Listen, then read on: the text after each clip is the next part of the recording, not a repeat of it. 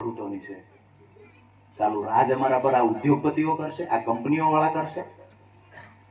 હું હંમેશા કહું છું, ભાઈએ ડરવાની વાત કરી, આ દેશની અંદર કોઈને ડર ન લાગે ને એના માટે ખેડૂતના દીકરા શહીદી વહોરે છે અને સીમાડા હાચવીને ઉભા છે। આ દેશમાં કોઈને ડર ન લાગે, શાંતિ જળવાઈ રહે એના માટે ખેડૂતના દીકરા સીમાડા હાચવીને બેઠા છે।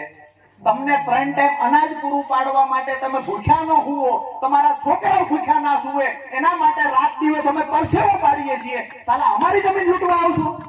એટલા બધા માય ગાંગડા જગતમાં પાપ નથી।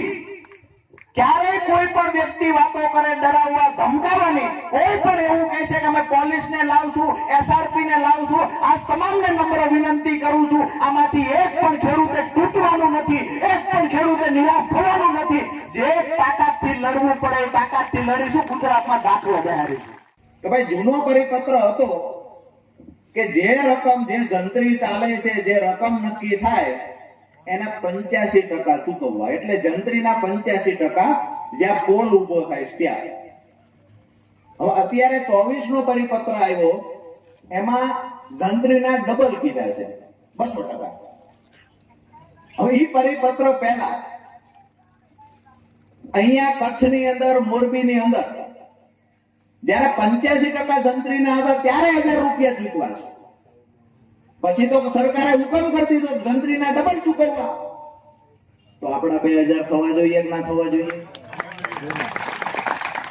1000 રૂપિયા તો જે દિવસે જંત્રીના 85% ચૂકવવાના હતા તે દી તમે ચૂકવી દીધા છે, તો હવે તો પરિપત્રમાં ફેરફાર થઈને 200% થયો છે। એટલે અમારી માંગણી છે, તમે એવું સમજતા હશો કે 1000 રૂપિયા મીટરે ચૂકવી દઈશું અથવા તો બજાર કિંમત મુજબ ચૂકવી દઈશું, તો બજાર કિંમત આજે મારું 5 વીઘાનું ખેતર છે, વીઘાના માની લીધું કે 25 લાખ રૂપિયા છે। હવે તમારી લાઈન પસાર થાય છે, મારા 1 વીઘો જમીન એમાં ઉદાહરણ તરીકે કપાય છે, તો તમે 1 વીઘાના 25 લાખ રૂપિયા અમને ચૂકવી દો, ઉદાહરણ આપું છું।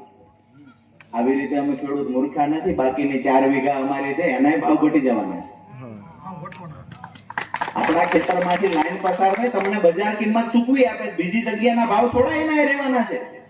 5 વીઘાનું ખેતર વચ્ચેથી લાઈન નીકળી, 1 વીઘાના કાપી દીધા ભાવ, 25 લાખ આપી દીધા, માહે 4 વીઘાના આપણી પાસે 2 વીઘાના બંને બાજુ ટુકડા વધ્યા, એના કોઈ 50 લાખ આપવાનું છે ખરા?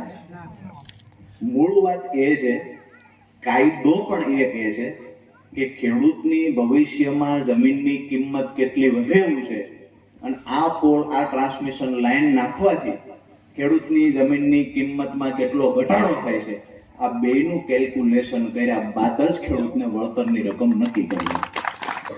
કે જ્યારે જૂના પરિપત્રો હતા,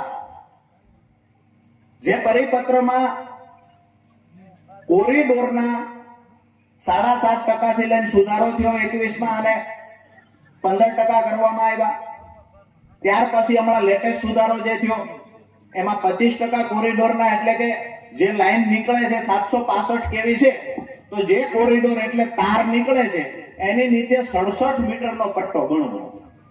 હવે એમાં મીટરનો ભાવ શું આપવો? તો જે ભાવ કલેક્ટરે નક્કી કર્યા છે વળતરના, એ ભાવના 25%। આપણી માંગણી સ્વાભાવિક છે, કેન્દ્ર સરકાર વિચારી રહી છે અત્યારે 30% ની, આપણી માંગણી 30% હોવી જ જોઈએ, કારણ કે સરકારે વિચારે છે। તો મારું એવું માનવું છે કે કોરિડોરના જે મીટરનો ભાવ નક્કી થશે તે, પણ અમે જે અત્યારે 25% તો ઓલરેડી છે, તો જે કેન્દ્ર સરકાર વિચારી રહી છે મુજબ કોરિડોરના 30% મળવા જોઈએ। બધા તૈયાર છો એમાં કે 25% એ ચલાવવું છે? લાકડિયાથી અમદાવાદ 765 કેવીની જે power grid company high tension line ઊભી કરી રહી છે, જેના કચ્છથી લઈને અમદાવાદ સુધીના, સાથે જ બીજી અન્ય જગ્યાએ ઉત્તર ગુજરાતમાં પણ પાવર ગ્રીડ કંપની દ્વારા બળજબરીપૂર્વક ખેડૂતોના ખેતરમાં હાઈ ટેન્શન લાઇનનું કામ ચાલુ કરવામાં આવ્યું છે।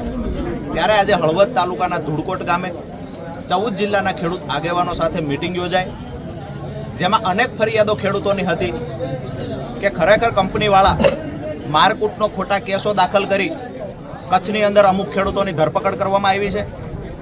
તમામ રૂટ પર જે ખરેખર ખેડૂતોને યોગ્ય વળતર મળવું જોઈએ, આ વળતર ચૂકવવાના બદલે એનકેન પ્રકારે ખેડૂતોને પોલીસનો ડર બતાવી, ખેડૂતોને ધમકાવી અને બળજબરીપૂર્વક જ્યારે કંપની લાઇનનું કામ ચાલુ કર્યું છે, ત્યારે આજે 14 જિલ્લાના ખેડૂતો સાથે મળી અને એક નિર્ણય કરવામાં આવ્યો છે કે ભૂતકાળના જે હુકમો થયા છે તે હુકમને અનુસંધાને જે 2024નો પરિપત્ર છે કે ખરેખર જે હુકમો થયા છે એને ડબલ કરી આપવા ખેડૂતને. ભૂતકાળમાં જંત્રીના 85% વળતર ચૂકવવાની વાત હતી, તો અત્યારે માર્ચ 2024માં ખરેખર જ્યારે ડબલ 200 ગણા વળતર ચૂકવવાની વાત છે, તો ભૂતકાળમાં અહીંયા જ આજથી 2 વર્ષ પહેલા મોરબી જિલ્લાની અંદર હુકમો થયા છે કે પર મીટરે 1000 રૂપિયા 1003 રૂપિયા વળતર ચૂકવવું. આજે કેમ કંપની ના પાડે છે?